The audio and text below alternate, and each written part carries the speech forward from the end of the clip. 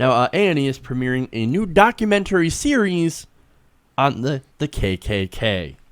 Now, the TV network will premiere fairly soon a 8-part documentary series about 4 KKK affiliated families in January called Generation KKK. Now, according to the Hollywood Reporter, the show is meant to create a dialogue between those in the racist hate group, my words, not theirs, and their family members who oppose their views. So basically, they're setting up a sort of, hey, try and convert my racist uncle kind of TV, kind of reality type of show.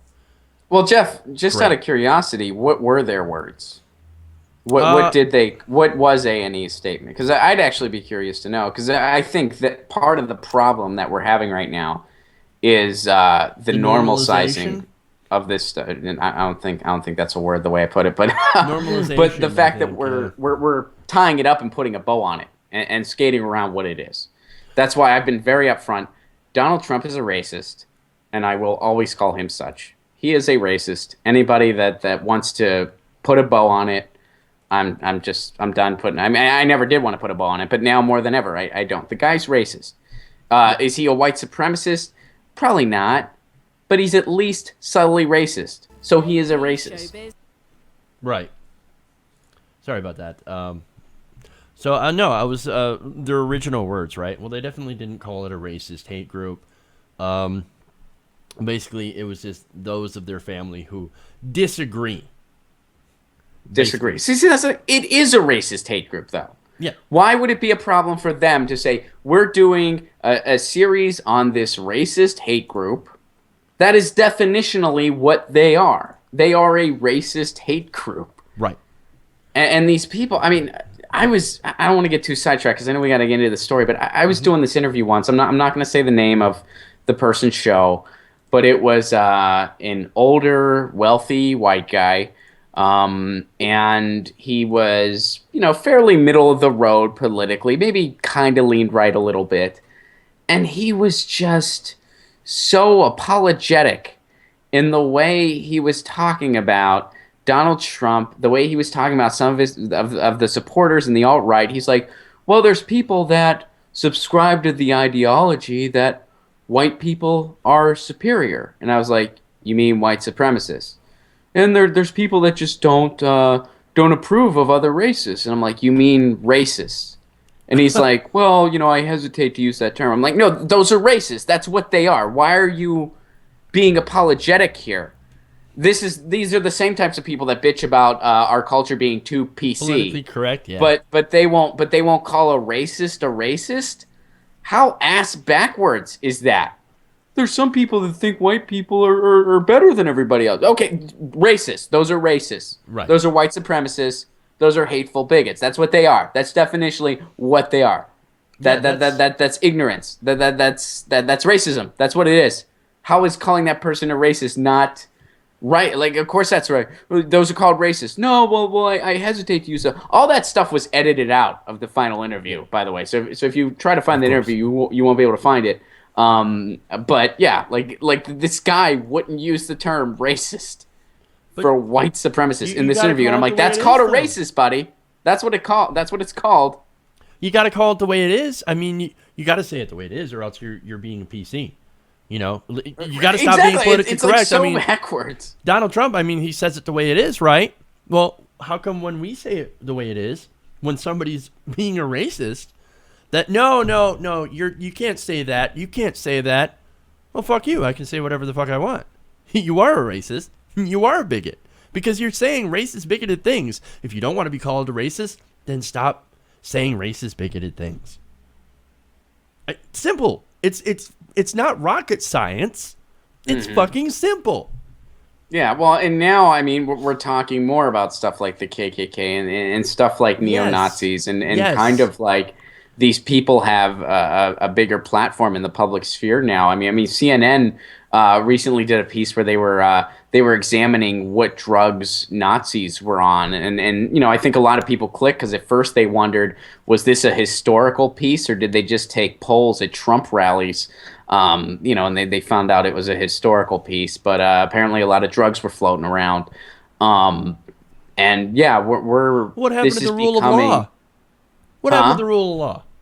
Well, Hmm. I thought they were law-abiding citizens, good Americans that would never touch that kind of stuff. I mean, don't break the law, right? Don't break the law.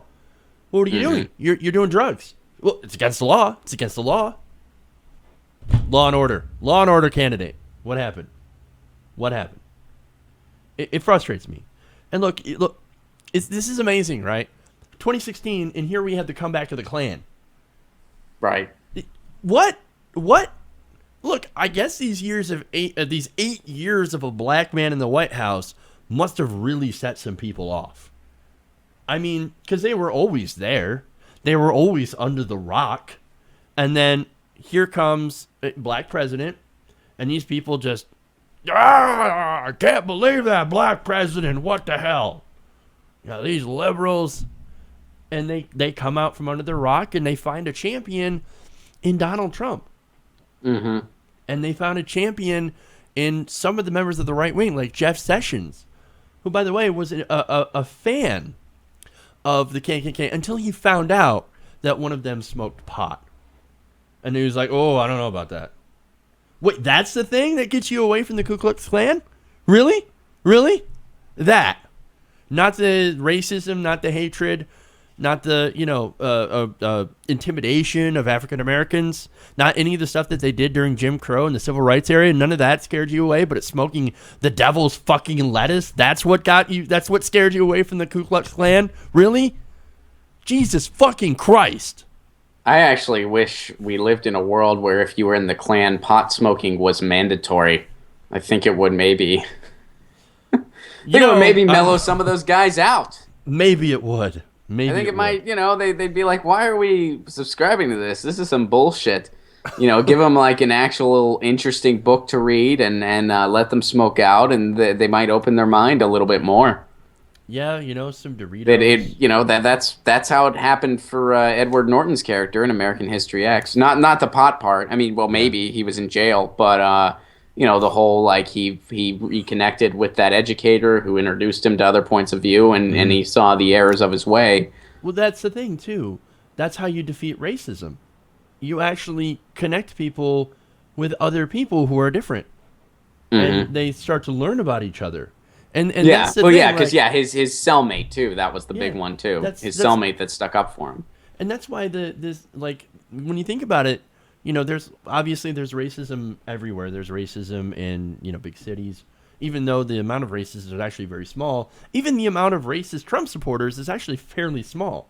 Even though some of them do, according to the polls, have some very backwards attitudes about black people, and they tend to think that a lot of white people are under attack in this country. Which, as a lily white person, as white as you can get for the both of us, that's not true. But Hmm. anyway, the point that I was getting to is like the middle of the country, right? In places where the population is essentially homogeneous white, and no, not that homo, okay? Homogeneous, like most of the people are white in this area. That's what that means. Um, you're not going to mix with a lot of different people, so that's where these racist attitudes can fester. Okay, Hmm. and in places where there's a bit more diversity and less segregation, because look, segregation's not gone; it's just now economic. So now you have communities where yes, black people, white people can live in the same city, but not in the same neighborhoods because these neighborhoods are segregated by money, by income, and that tends to correlate a little bit at this point with race, along Hmm. with that. So I think these isolated white communities. You want to defeat racism? Get some black people up in there.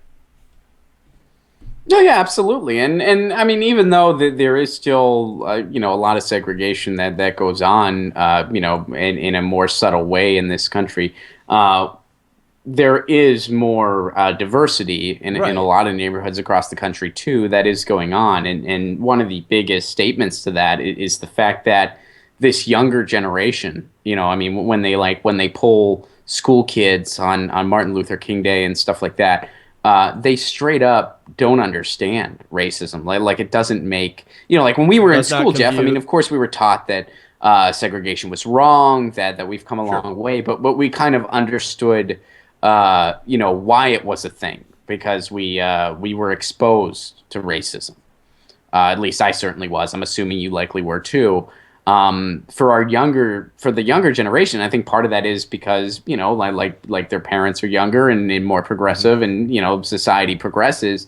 But it really they don't even understand the concept of it unless they're really taught it.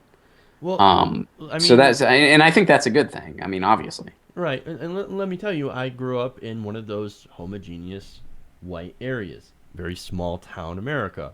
And, I moved between several different small towns in my life. So, with not a lot of diversity. So, I went to school with a lot of people who looked just like me. And in some of the rural areas, I mean, there was a lot of racism that was around. Um, Mm, I mean, I found out that for example, when I was young, there's a nice little ice cream shop owned by this, red faced old man, right? And, my sister worked there, and I used to go and I get ice cream. Well, not when my sister was there because she'd fuck it up on mm, purpose to screw with me. That's family for you. Um, I'd go there. I had a former friend that worked there at that same ice cream shop. Turns out, guy was like a flaming racist. Had no mm. idea. Had no idea. Saying some of the most horrible things. And my, former friend, he was racist too. And I was like, Jesus Christ, how did I not notice this? But it's when I I used to started. have a coworker. Yeah. This was years Oh, ago. I had a I had racist like a coworker. temp gig at some warehouse, and apparently, and I still don't know 100% if this is true, but apparently I had this coworker that was always nice to me. Yeah. That was supposedly a KKK member. Um, and Wow. and I don't know 100% if this is the case, but one of the other guys that worked there told me like he's like no, he's in the KKK, and it came to the surface. This was after I had left, Right. and I had no idea. Like it never. He would say some kind of off-color jokes at times, Literally. but yeah, but nothing that I mean I thought it was like he like I thought it was just one of those. He's an older guy. He doesn't know better. Like one of those things, and I kind of just put my head down. It wasn't Yeah. anything that I wanted to amplify. But apparently around other people, and maybe because I was younger or whatever, he didn't let those ideas show in front of me. But like my one coworker was a little bit older than me. He had a shaved head. I don't know if maybe maybe that made this guy think maybe he's on the team. Although I don't know. a lot of bald guys are not racist, obviously, Jeff. But I'm just saying, like Yes. maybe physically he thought maybe this is a like-minded person. Um, but I guess he kind of was open about a lot of stuff that he shouldn't have been open about, and the guy was like, "Holy shit!" And yeah, apparently he's a full-fledged KKK dude, Oh boy. which is terrible. I'm not trying to like downplay it by laughing. It's just like I never would have picked up on that ever Yeah. in like years. But like he said You some don't know. stuff. Yeah. No, I had to look. I had a similar story of a coworker that I worked with at the factory. That look, I didn't know for sure. But I mean, this guy talked. I'm a video gamer. This guy talked about playing Day of Defeat, and he's like, "I love playing as the Germans. I love it." Okay, look, that's nothing. That's innocuous. Okay, like Mhm.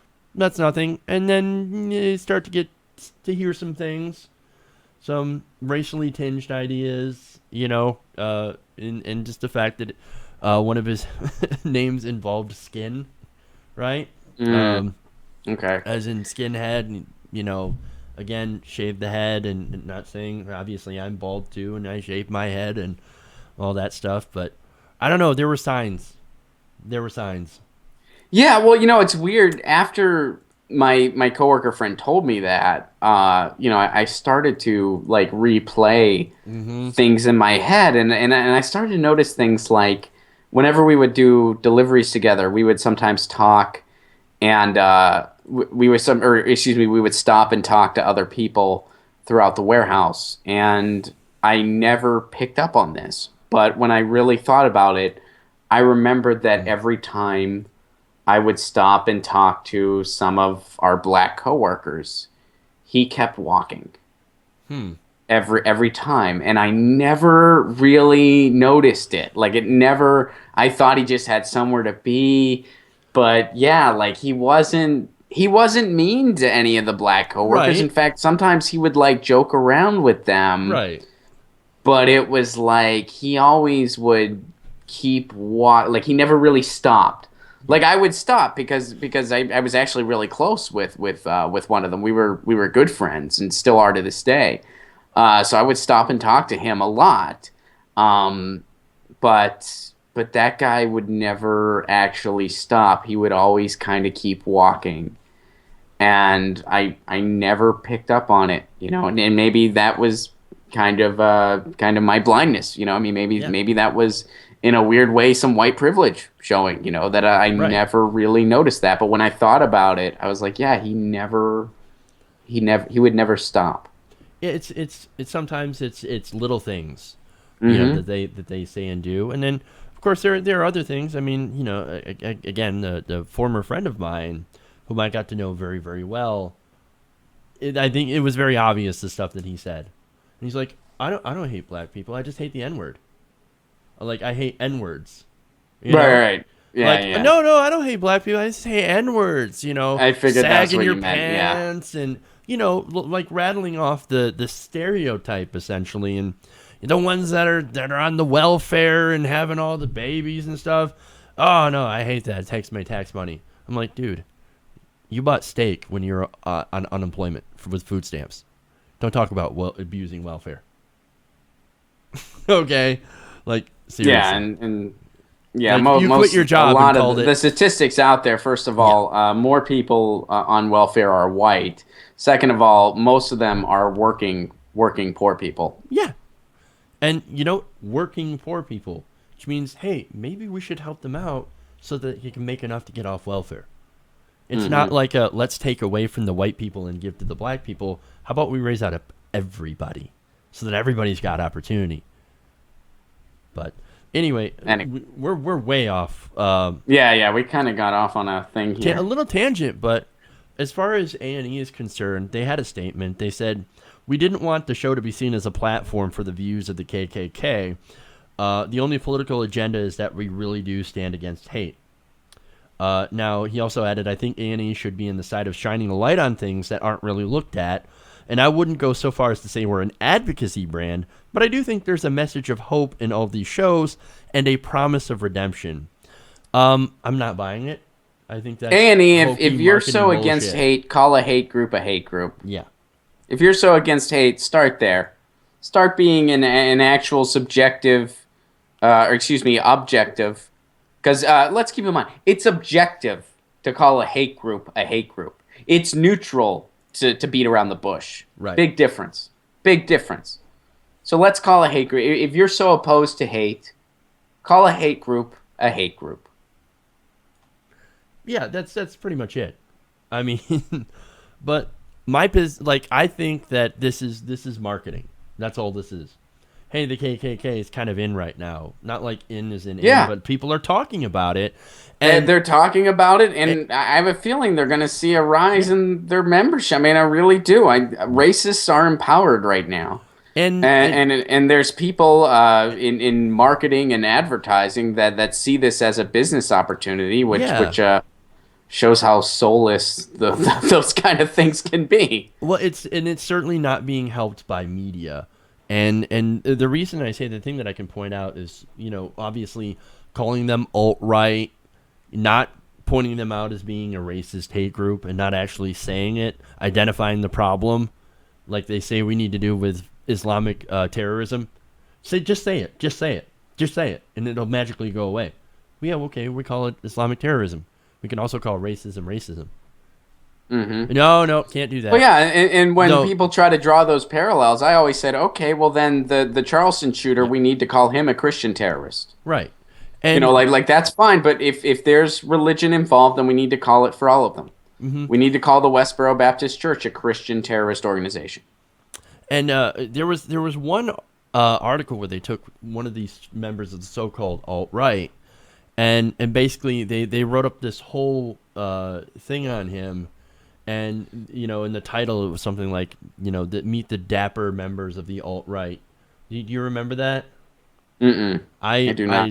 I don't have the title exactly, but basically, again, it was doing what we're warning against and normalizing this these hate groups, and that's concerning.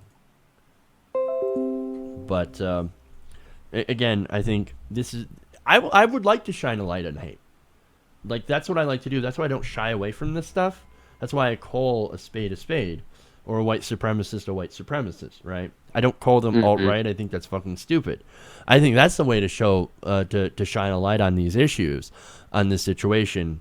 I don't think that doing this show, the way that it's done, is going to do that at all. I think it is going to lead to some of the normalization based on the information that we have right now. But I don't know. I mean, the show hasn't come out yet.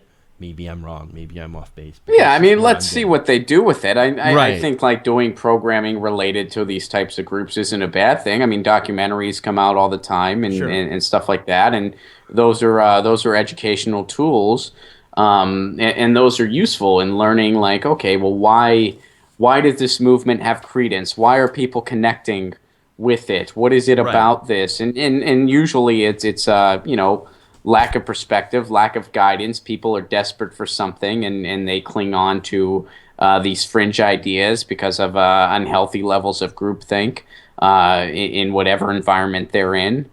And that's useful, but yeah, I mean, it's weird. Like, we're in this prism now where you see these alt-right figureheads, and they even have their own fashions now. They all dress like extras from the TV show Boardwalk Empire. Which, I mean, they probably would have liked the 20s, but right. And it's there is a certain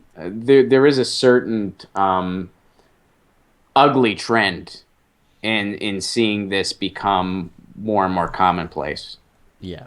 But when you have a racist president-elect, that's going to be a cyclical effect. And my hope is that, yes, the pendulum tends to swing back and forth. Hopefully it's going to start swinging the other way. And I mean, hey, Donald Trump, on the other side of this, Donald Trump is an incredible recruiting tool for the left. I mean, man, this is a guy, he is a racist, misogynist, xenophobe that has a Twitter account that's really in the public spotlight and a filter that's about as good as a Brita that expired 10 years ago. He is a wonderful recruiting tool for the left. Well, there you go. And you know what? We're going to use that to fight against him. Hey, everybody, thanks for watching this video. If you want to see more like this, please hit the subscribe button below. And if you want to support truly independent, non-corporate media, go to our Patreon page and become a patron. Patreon.com/TYTNation.